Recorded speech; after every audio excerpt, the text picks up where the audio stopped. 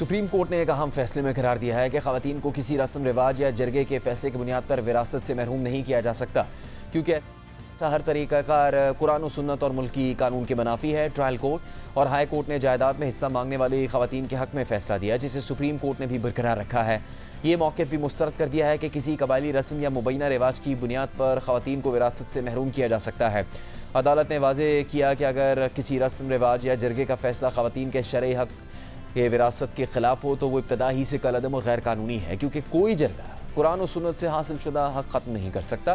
فیصلہ جسٹس عرفان سعادت خان نے تحریر کیا، جبکہ دو رکنی بھائی جسٹس جمال خان مندوخیل کر رہے تھے۔ فیصلے میں لکھا ہے کہ موجودہ جواب دہندگان رحیمہ خاتون اور مرحومہ کریمہ خاتون جو مقدمہ دائر کیے جانے کے وقت زندہ تھیں، انہوں نے موجودہ درخواست گزاروں کے خلاف مقدمہ دائر کیا تھا۔ ان کا موقف تھا کہ وہ مٹھا خان کی قانونی وارث ہیں، جن کا انتقال 1938 میں ہوا۔ مٹھا خان کے انتقال کے بعد ان کی ایک بیٹی لال خاتون زندہ تھی۔ لال خاتون کے بعد ان کی وارث عائشہ بی بی تھیں۔ موجودہ جواب دہندہ خواتین یعنی رحیمہ خاتون اور کریمہ خاتون عائشہ بی بی کی حقیقی بیٹیاں اور قانونی وارث ہیں۔ خواتین کا دعویٰ تھا کہ مرحوم مٹھا خان زرعی اراضی کے مالک تھے۔ ان کی وفات کے بعد یہ زمین ان کی واحد قانونی وارث لال خاتون کو منتقل ہوئی۔ لال خاتون کے انتقال کے بعد یہ جائیداد عائشہ بی بی کو ملی اور عائشہ بی بی کی وفات کے بعد قانوناً یہ زمین ان کی دو حقیقی بیٹیوں رحیمہ خاتون اور مرحومہ کریمہ خاتون کو منتقل ہونی چاہیے تھی۔ ان خواتین کا مزید کہنا تھا کہ چونکہ ان کے والد مرحوم عبدالرزاق خان نے 2 شادیاں کر رکھی تھیں، اس لیے انہوں نے دھوکے سے یہ زمین اپنے نام منتقل کروا لی۔ بعد میں انہوں نے غیر قانونی طور پر یہ زمین اپنی دوسری بیوی سے ہونے والے بیٹے حافظ اعتبار خان کے نام منتقل کر دی اور بعد میں یہ جائیداد اس کے قانونی وارثوں کو منتقل ہو گئی۔ خواتین نے درخواست گزاروں سے اپنے قانونی حصے کا مطالبہ کیا، لیکن جب درخواست گزاروں نے ان کا جائز دعویٰ تسلیم کرنے سے انکار کر دیا تو انہوں نے مقدمہ دائر کر دیا۔ ٹرائل کورٹ نے 11 نومبر 2017 کے فیصلے کے ذریعے خواتین کے حق میں فیصلہ کر دیا۔ درخواست گزاروں نے ہائی کورٹ میں اپیل دائر کی، لیکن ہائی کورٹ نے بھی ٹرائل کورٹ کے فیصلے کو برقرار رکھا۔ اس کے بعد درخواست گزاروں نے موجودہ درخواست سپریم کورٹ میں دائر کی۔ درخواست گزاروں کی جانب سے وکیل عابد محمود پیش ہوئے۔ ان کا موقف تھا کہ ماتحت دونوں عدالتیں اس اہم حقیقت کو نظر انداز کر گئی ہیں کہ اسی جائیداد سے متعلق ایک نظر ثانی کی درخواست پہلے ہی دائر کی جا چکی ہے، جس کا فیصلہ موجودہ درخواست گزاروں کے حق میں ہوا تھا، اس لیے خواتین دوبارہ اسی معاملے کو اٹھانے کی مجاز نہیں تھی۔ انہوں نے مزید کہا کہ 1968 میں فریقین کے درمیان قرآن مجید پر ایک معاہدہ ہو گیا تھا۔ ان کے مطابق عائشہ بی بی نے اپنی زندگی میں ہی یہ جائیداد عبدالرزاق خان کو دے دی تھی، لہٰذا موجودہ درخواست گزار مرحوم عبدالرزاق خان کے قانونی وارث ہونے کے ناطے اس جائیداد کے جائز اور قانونی مالک ہیں۔ انہوں نے یہ بھی موقف اختیار کیا کہ ماتحت دونوں عدالتوں کا یہ کہنا درست نہیں کہ دعوے میں بیان کردہ تمام جائیداد صرف مرحوم مٹھا خان کی ملکیت تھی، کیونکہ مٹھا خان اس جائیداد کے صرف ایک حصے کے مالک تھے۔ خواتین کی جانب سے غلام مصطفیٰ بزدار کوئٹہ سے ویڈیو لنک کے ذریعے پیش ہوئے۔ انہوں نے موقف اختیار کیا کہ عبدالرزاق خان نے دھوکے سے جائیداد اپنے اور اپنے بھائی واحد بخش کے نام منتقل کروا لی تھی۔ درخواست گزار 30 اکتوبر 1968 کے جس مبینہ معاہدے پر انحصار کر رہے ہیں وہ قانون کے مطابق کبھی ثابت ہی نہیں کیا گیا۔ مرحوم مٹھا خان کی جائیداد قانون کے مطابق عائشہ بی بی کو منتقل ہونی چاہیے تھی، لیکن دھوکے اور غلط بیانی کے ذریعے اس کی میوٹیشن عبدالرزاق خان اور واحد بخش کے نام کر دی گئی، لہٰذا سرکاری ریکارڈ میں موجود یہ منتقلی قانونی حیثیت یا قانونی وزن نہیں رکھتی۔ عدالت نے اپنے فیصلے میں لکھا کہ ریکارڈ سے واضح طور پر ثابت ہوتا ہے کہ ماتحت دونوں عدالتوں نے پورے معاملے کا نہایت تفصیل سے جائزہ لینے، مختلف گواہوں کے بیانات اور تمام شواہد پر مکمل بحث کرنے کے بعد دو ٹوک انداز میں قرار دیا کہ عبدالرزاق خان اور واحد بخش مرحوم مٹھا خان کے قانونی وارث نہیں تھے۔ مرحوم مٹھا خان کی حقیقی اور قانونی وارث دراصل ان کی بیٹی لال خاتون تھیں۔ لال خاتون کے بعد ان کی وارث عائشہ بی بی بنی اور ان کے بعد موجودہ جواب دہندہ خواتین وارث قرار پائیں، جو مرحوم مٹھا خان کی چھوڑی ہوئی جائیداد کی حقیقی اور قانونی مالکان ہیں۔ اس کے برعکس عبدالرزاق خان اور واحد بخش کا اس جائیداد پر کوئی جائز حق نہیں بنتا۔ ماتحت دونوں عدالتوں نے واضح طور پر قرار دیا کہ ان دونوں افراد نے دھوکے سے مرحوم مٹھا خان کی زمین اپنے نام منتقل کروا لی تھی۔ یہ بھی واضح ہے کہ مرحوم مٹھا خان کے انتقال کے وقت ان کی واحد وارث صرف ان کی بیٹی لال خاتون تھی، لیکن عبدالرزاق خان اور واحد بخش نے خود کو غلط طور پر مرحوم مٹھا خان کا قانونی وارث ظاہر کر کے غیر قانونی طور پر جائیداد اپنے نام منتقل کروا لی۔ اس دھوکے پر مبنی انتقال کی عائشہ بی بی کو کوئی اطلاع نہیں تھی۔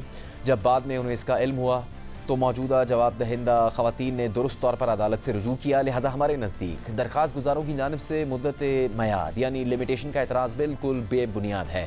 موجودہ درخواست گزاروں نے یہ بھی موقف اختیار کیا کہ مرحوم مٹھا خان کی جائیداد کسی عدالتی فیصلے کی بنیاد پر عبدالرزاق خان اور واحد بخش کو منتقل ہوئی تھی، لیکن حیرت کی بات یہ ہے کہ درخواست گزار ایسا کوئی عدالتی فیصلہ ریکارڈ پر پیش ہی نہیں کر سکے۔ مزید یہ بھی ریکارڈ پر آیا کہ عبدالرزاق خان اور واحد بخش مرحوم مٹھا خان کے ساتھ کسی بھی قسم کا خونی رشتہ ثابت نہیں کر سکے۔ ان کا دعویٰ بنیادی طور پر یا تو ایک ایسے عدالتی فیصلے پر مبنی تھا جو کبھی پیش ہی نہیں کیا گیا، یا پھر 31 اکتوبر 1968 کے ایک مبینہ حلفی معاہدے پر، جسے بھی وہ کسی مضبوط اور قابل اعتماد ثبوت سے ثابت نہیں کر سکے۔ مزید حیران کن بات یہ ہے کہ جائیداد صرف اپنے نام کرنے کے لیے ان کا ایک جواز یہ تھا کہ ایک مبینہ رواج موجود ہے کہ جس کے تحت خواتین کو وراثت سے محروم رکھا جاتا ہے۔ اولاً درخواست گزار ایسے کسی رواج کا وجود ثابت ہی نہیں کر سکے۔ دوم، اگر کوئی رواج موجود بھی ہو تو اسلامی شریعت اور اسلامی قانون وراثت کے بالکل خلاف ہے، کیونکہ اسلامی قانون خواتین کے وراثتی حقوق کو واضح طور پر تسلیم کرتا ہے اور ان کی ضمانت دیتا ہے۔ اسی طرح اس معاملے میں جرگے کا کوئی بھی فیصلہ بھی صریحاً غیر قانونی ہوگا، کیونکہ کوئی جرگہ کسی قانونی وارث کو قرآن و سنت سے حاصل شدہ وراثتی حق سے محروم نہیں کر سکتا۔ ہمارے نزدیک قرآن مجید اور سنت نبی صلی اللہ علیہ وسلم کے خلاف ہونے والی کسی بھی جرگے کی کارروائی کو ابتدا ہی سے کالعدم سمجھا جائے گا۔ قانون بھی واضح طور پر ایسے ہر رواج، رسم یا قبائلی طریقہ کار کی مذمت کرتا ہے اور اسے باطل قرار دیتا ہے جو اسلامی احکامات کے خلاف ہو۔ یہ قانون کا ایک اصول ہے کہ منتقلی کے اندراجات صرف ریونیو اور مالیاتی مقاصد کے لیے رکھے جاتے ہیں، لہٰذا اگر منتقلی عبدالرزاق خان، واحد بخش یا ان کے قانونی وارثوں کے نام موجود بھی ہو تو بھی صرف اس بنیاد پر اسے ملکیت کا ایسا قانونی ثبوت نہیں سمجھا جا سکتا جس کی بنیاد پر وہ قانونی وارثوں کو مکمل طور پر جائیداد سے محروم کر سکے۔ لہٰذا ہمیں ماتحت دونوں عدالتوں کے فیصلوں میں کوئی ایسی غیر قانونی چیز یا بے ضابطگی نظر نہیں آتی جس کی بنیاد پر ان میں مداخلت کی جائے۔ ریکارڈ پر یہ حقیقت غیر متنازع ہے کہ مرحوم مٹھا خان متعلقہ جائیدادوں کے مالک تھے۔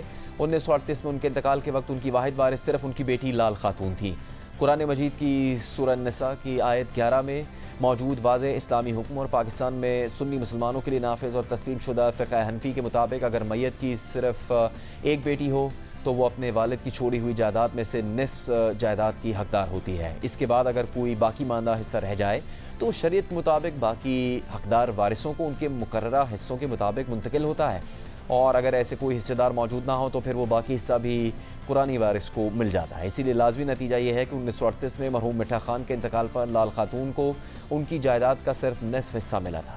اسی طرح لال خاتون کے انتقال کے بعد ان کی واحد بیٹی عائشہ بی بی کو بھی اپنی والدہ کی ملکیت میں سے صرف نصف حصہ ملا۔ اسی طرح عائشہ بی بی مرحوم مٹھا خان کی اصل جائیداد کی صرف 1/4 حصے کی حقدار بنی۔ عائشہ بی بی کے انتقال کے وقت ان کے ورثاء میں ایک بیٹا بوستان خان اور 2 بیٹیاں رحیمہ اور کریمہ تھیں۔ عائشہ بی بی کی وفات کے بعد ان کی جائیداد کا نصف حصہ ان کے بیٹے بوستان خان کو ملا، جبکہ باقی نصف حصہ ان کی دونوں بیٹیوں میں برابر تقسیم ہوا۔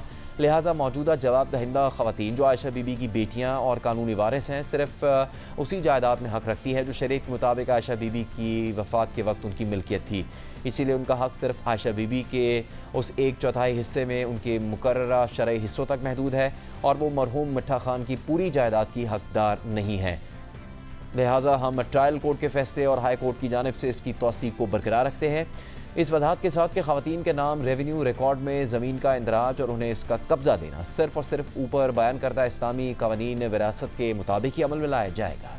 چنانچہ یہ درخواست خارج کی جاتی ہے اور اپیل مسترد کی جاتی ہے۔